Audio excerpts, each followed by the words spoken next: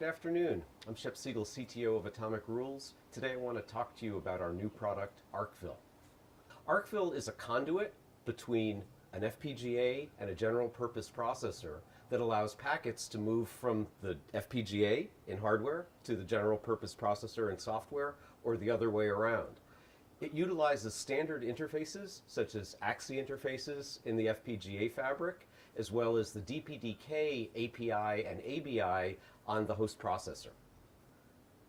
With just 80 nanoseconds of latency in Arkville's hardware element, we didn't want to squander that performance on the host. So the Arkville PMD does absolutely no mem copies at all, and it doesn't need to.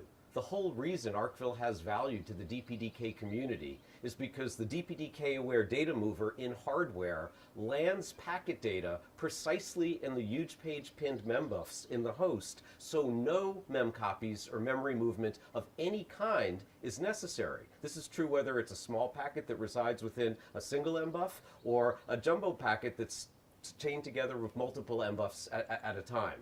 There are simply no mem copies called, so there are no x86 cycles spent moving data from some proprietary data structure to the user application. The data just exists.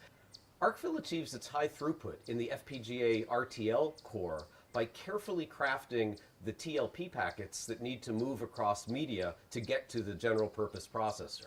In fact, most of the crafting actually goes on in the DPDK domain, not in anything specific to PCI Express. It's important, however, to be aware of PCI Express if a PCI Express link exists, as it does today in Arkville 1705, between the FPGA and the GPP.